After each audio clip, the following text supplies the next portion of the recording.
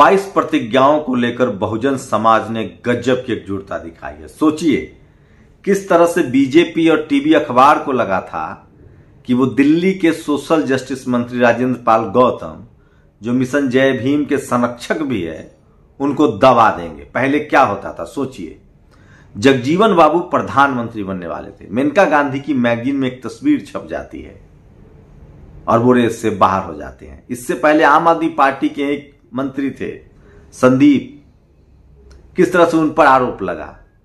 पहले लालू यादव को बदनाम किया गया, मायावती, अखिलेश, तमाम बहुजन नेताओं को बदनाम किया जाता था और लोग मान लेते थे।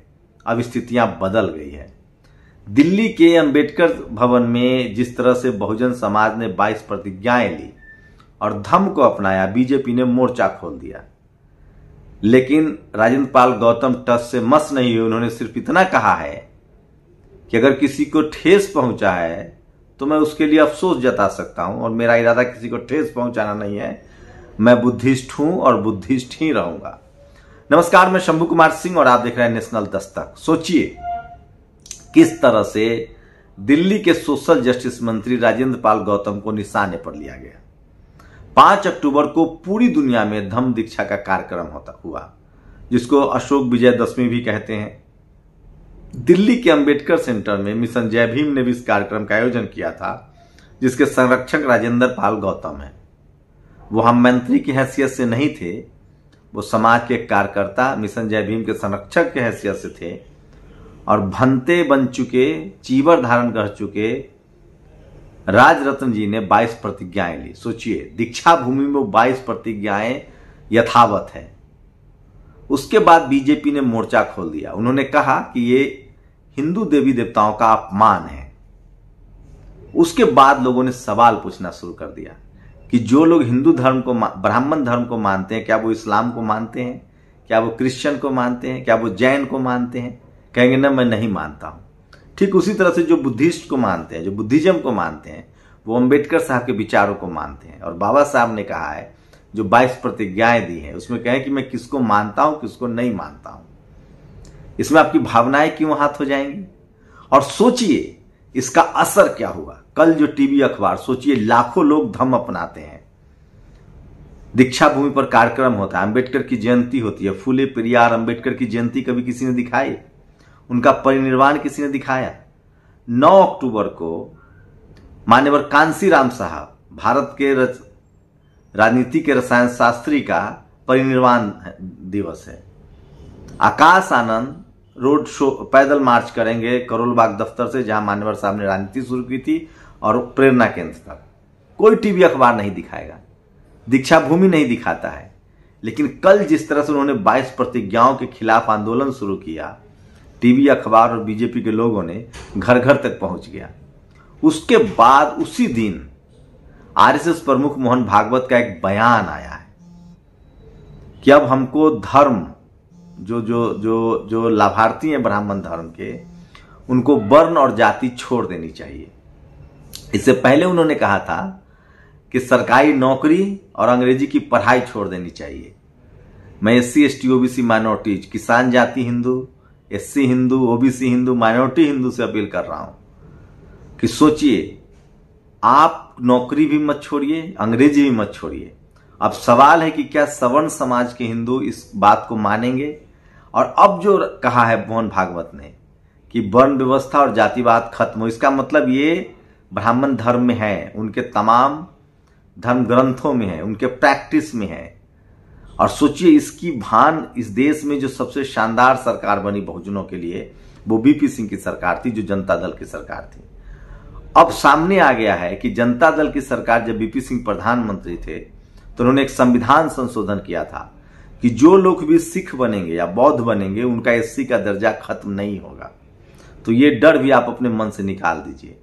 और जितना ज्यादा लोग बुद्धिस्ट बनेंगे, जो सम्राट अशोक की विचारधारा है, जो सम्राट अशोक का धम्म था, आप सोचिए किसी टीवी अखबार पर किसी शेड्यूल कास्ट के इंटेलेक्चुअल को नहीं बुलाएगा। आप कल्पना कीजिए, हमारे जैसे लोग, रतन लाल जैसे लोग, या दिलीप मंडल जैसे लोग, या लक्ष्मण यादव जैसे लोग, या सुमित चौहान जैसे लोगों को बुला लिया जाता तो फिर क्या होता।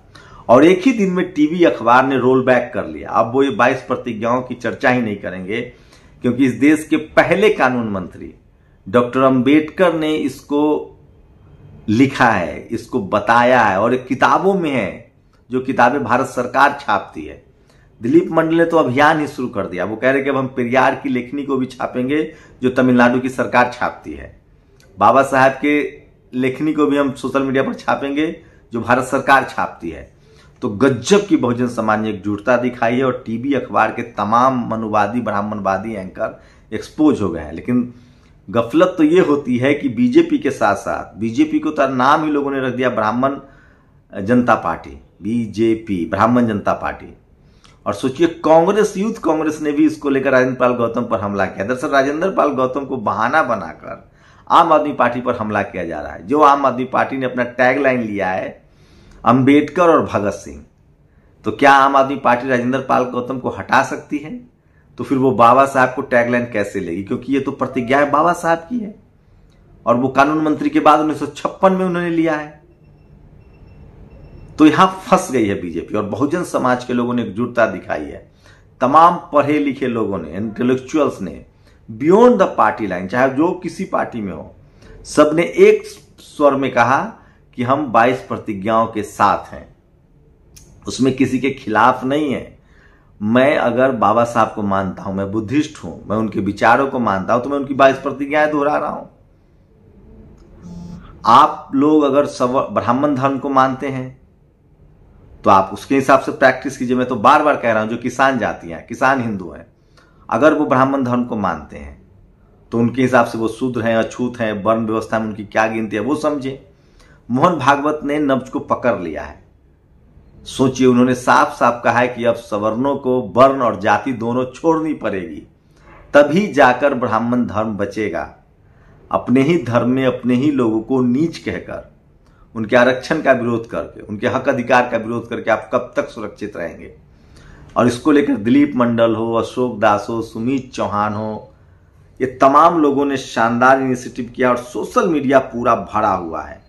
तो ये लगातार, और एक अफवाह फैलाई जा रही थी कि राजेंद्र पाल गौतम ने माफी मांग ली। ऐसा उन्होंने कुछ भी नहीं किया। उन्होंने सिर्फ अफसोस जताया है कि अगर किसी को मेरी बात से ठेस पहुंची हो तो मुझे अफसोस है।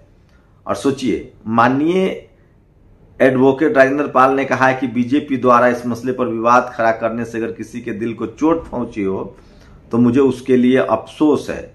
मैं उनका समर्थन करता हूं। किसी के दिल को भी चोट पहुंचाना गलत है। मैं बीजेपी की कड़ी निंदा करता हूं। तो सोचिए, 22 प्रतिज्ञाएं तो यहां भी हुई। दिल्ली में 10,000 लोग थे, नागपुर में तो लाखों लोग होते हैं। 2018 की तस्वीर है, नितिन गडकरी और देवेंद्र फडणवीस की तस्वीर जारी हो गई है, जो 22 प्रतिज्ञाओं की तस्वीर है। और सोचिए किस तरह से ये, वो देखिए बाबा साहब की 22 प्रतिज्ञाएं। Whenever Modi visits Diksha Bhoomi, he also read the 20 vows of Baba Saheb. Mission Ambedkar ने तस्वीर शेयर की, जब मोदी जाते हैं दीक्षा भूमि तो वो भी इस 22 प्रतिज्ञाओं को पढ़ते हैं। और वो चले थे बाबा साहब की 22 प्रतिज्ञाओं का विरोध करने, लेकिन उड़ता तिरले बैठे, कल से तकलीफ में है। उन्हें भीम सैनिकों ने जवाब दिया है, सूरज कुमार बौद्ध ने। और जो सवर्ण बुद्ध को हिंदू मानते हैं, सोचिए, अशोक दास ने सवाल पूछा है, जो सवर्ण बुद्ध को हिंदू मानते हैं वो क्यों नहीं बुद्ध के रास्ते पर चलते हैं?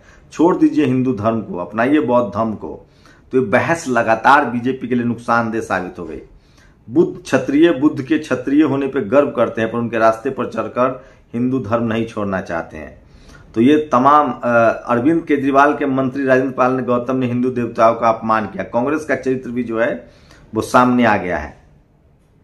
और सोशल मीडिया पर ऐसे ऐसे लोग सवाल पूछ रहे हैं जो शायद ही बीजेपी को अनुमान नहीं था। सबसे ज्यादा राजनीतिक नुकसान बीजेपी ने कर लिया है। एससी दूल्हा घोड़ी चढ़े तो दिक्कत, एससी महिला स्कूल में खाना बनाए तो दिक्कत, एससी बच्चा स्कूल जाए तो दिक्कत, एससी मूछ रखे तो दिक्कत, एससी नेता हक की बात करे तो दिक्कत, एससी लोग मंदिर में जाए तो दिक्कत, अंततः एससी धम्म की दीक्षा ले तो भी दिक्कत, आदमी हो कि पैजामा, सूरज कुमार बौद्ध ने लिखा है। तो लगातार सोशल मीडिया पर लोग लिख रहे हैं। और सोचिए किस तरह से इस देश में बीपी सिंह ने प्रधानमंत्री रहते हुए एक बड़ा काम कर दिया। 1990 में संविधान संशोधन करके कहा कि जो सिख बनेंगे और बुद्धिस्ट बनेंगे उनका आरक्षण फिक्स रहेगा, दिक्कत नहीं है। यहां देखिए, यहाँ बाबा साहब की 22 प्रतिज्ञाएं 2 लाख से ज्यादा लोगों की उपस्थिति में दोहराई गई। धम्म चक्र परिवर्तन के दिन दिलीप मंडल ने तस्वीरें जारी की है, जिसमें देवेंद्र फडणवीस भी हैं, जिसमें नितिन गडकरी भी हैं। तो आप कल्पना कर सकते हैं कि किस तरह से बीजेपी इस बार कम से कम फंस गई है।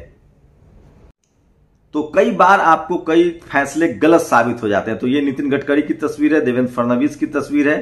तो एक बात तो तय है कि बाबा साहेब के विचारों से, बाबा साहेब की लेखनी से इत्तेफाक रखना पड़ेगा आपको, क्योंकि उनके सारे जो काम हैं वो इंसानियत के पक्ष में है, बराबरी के पक्ष में है। ये बहुत निरर्थक विवाद था, अच्छा हुआ विवाद खत्म हुआ, आप सब लोग अपने अपने घर की ओर प्रस्थान करें। तो दिलीप मंडल ने इसको लेकर लगातार लिखा है और पूरा बहुजन समाज उनके साथ। बीजेपी आला कमान ने तय किया है कि दिल्ली बौद्ध धम्म महोत्सव में बाबा साहेब की दिलाई हुई 22 प्रतिज्ञा दोहराने के मामले में माननीय राजेंद्र पाल के खिलाफ मुकदमा दर्ज नहीं कराया जाएगा। इस विवाद को अब खत्म माना जाए। तो बीजेपी ने तय कर लिया है, बीजेपी पहली बार इस तरह से बैकफुट पर हुई है। और सोचिए आरएसएस को कहना पड़ा, आरएसएस चीफ को, कि जाति और वर्ण को छोड़ना पड़ेगा सवर्ण समाज को। ये सबसे बड़ी खबर है जो मैं आपको बता रहा हूं। तो सोचिए किस तरह से राजेंद्र पाल गौतम को जिस तरह से बैकफुट पर लाने की कोशिश हो रही थी। बौद्धों ने कहा कि हम ब्रह्मा विष्णु और महेश को नहीं मानते, आप कह दीजिए कि आप तथागत बुद्ध को नहीं मानते हैं। तो सोचिए किस तरह से पूरा बहुजन समाज राजेंद्र पाल गौतम के साथ खड़ा हुआ और पहली बार इस तरह की एकजुटता देखने को मिली है। सोचिए 22 प्रतिज्ञाएं, सोचिए जिस धर्म में आप किसी को आपको नीच कहा जा रहा है, आप पुजारी नहीं बन सकते हैं, आपके नौकरियों का विरोध करते हैं, उसी धर्म में जाति है। तो एक बात तो तय है कि अगर आप ब्राह्मण धर्म को मानते हैं तो आपको वर्ण व्यवस्था मानना पड़ेगा, आप जिसमें अछूत हैं और शूद्र का भी प्रावधान है। कोई ब्राह्मण है, कोई क्षत्रिय है, कोई वैश्य है, कोई शूद्र है, कोई अछूत है। अब शूद्रों और अछूतों को अधिकार नहीं है। ब्राह्मण के पास सारे अधिकार हैं, क्षत्रिय के पास अधिकार है, वैश्य के पास अधिकार है, लेकिन शूद्रों के पास सीमित अधिकार है और अछूतों के पास तो कोई अधिकार नहीं है। तो जो लोग भी इस धर्म में शूद्र हैं और अछूत हैं, उसी को बाबा साहब ने SC ST OBC और माइनॉरिटी कहा है। वही सोचिए कि इन सबको अधिकार है कि वो धर्म परिवर्तन कर सकते हैं। अगर आप सिखिज्म में जाएंगे, गुरु नानक साहब के विचारों को मानेंगे, अगर आप रविदासिया बन सकते हैं, अगर आप बुद्धिस्ट बन सकते हैं, तो आपके अधिकार सुरक्षित रहेंगे, बाबा साहब ने कहा है। तो सोचिए कि बाबा साहब ने विधिवत पढ़ा है, गुरु नानक साहब को माना है, इस्लाम की बात उन्होंने कही है। वही अब इस बात की भी गणना हो रही है कि क्या क्रिश्चियनिटी में और इस्लाम में भी जाति के आधार पर भेदभाव है, वहां क्या छुआछूत है। मंदिर जरूर जाने दिया जा रहा है, उसी तरह से क्या गिरजाघर जाने दिया जा रहा है, मस्जिद में जाने दिया जा रहा है, लेकिन बाकी जगह उनके साथ छुआछूत तो नहीं है। तो सोचिए कि अब लोग पढ़ लिख रहे हैं, सोशल मीडिया है, अब आप किसी के साथ छुआछूत नहीं कर सकते, किसी के साथ भेदभाव नहीं कर सकते हैं। तो मोहन भागवत ने कहा है कि ब्राह्मण धर्म में वर्ण है और छुआछूत है और जाति है और इसको खत्म करना होगा। मैं नहीं कह रहा हूं, कम से कम ये बात सवर्ण हिंदुओं को तो माननी चाहिए। उनकी तीनों बात सवर्ण हिंदुओं को माननी चाहिए। अंग्रेजी न पढ़िए, नौकरी नहीं कीजिए, जातिवाद खत्म कीजिए, वर्ण व्यवस्था खत्म कीजिए। लेकिन शूद्रों और अछूतों को सोचना चाहिए कि जिस धर्म को आप मान रहे हैं उसमें आपके लिए कितना सम्मान है। बाबा साहब ने कहा है कि मैं उस धर्म को मानूंगा जिसमें समानता हो, भाईचारा हो, इक्वालिटी हो, फ्रेटर्निटी हो। ये बाबा साहब ने कहा है, गुरु नानक साहब ने कहा है, रविदास ने कहा है। तो ये सबसे बड़ा सवाल है। लेकिन जिस तरह से राजेंद्र पाल गौतम का पूरा मामला उछला, उससे तो साफ है कि बहुजन समाज एकजुट हो रहा है और वो किसी भी कीमत पर अब किसी भी तरह के गैर बराबरी के लिए बर्दाश्त नहीं है। और अब वो समय गया जब आप SC ST OBC माइनॉरिटी के, मतलब किसान हिंदुओं को, पटेलों को, मराठाओं को दबा लेंगे। आज सोचिए बामन मिश्राम का कार्यक्रम है शरद पवार के साथ, जो कि मराठा हैं, जो किसान हिंदू हैं। तो मैं फिर कह रहा हूं, इस देश में तय करना पड़ेगा कि धर्म के नाम पर जो सबसे बड़ा लाभार्थी है, media, judiciary, college, university, bureaucracy और बिजनेस पर जिनका कब्जा है, उनसे सवाल पूछा जाए कि अपने ही धर्म के लोगों को आपने नीच और अछूत क्यों बना रखा है, शूद्र क्यों बना रखा है, और उसके संवैधानिक अधिकार कहां गए, उसके पास जमीनें क्यों नहीं है, बिजनेस क्यों नहीं है, वो तमाम सिस्टम में क्यों नहीं, और नहीं है तो उसको लाने के लिए आप क्या करें। उसी को लाने के लिए रिजर्वेशन था, भागीदारी थी। मैं इसलिए कह रहा हूं ब्राह्मण धर्म तभी बचेगा जब आरक्षण बचेगा, आरक्षण रहेगा, ताकि सबको बराबरी का मौका दिया जाए। आप लोगों की क्या प्रतिक्रिया, अपनी प्रतिक्रिया जरूर दीजिए। शुक्रिया।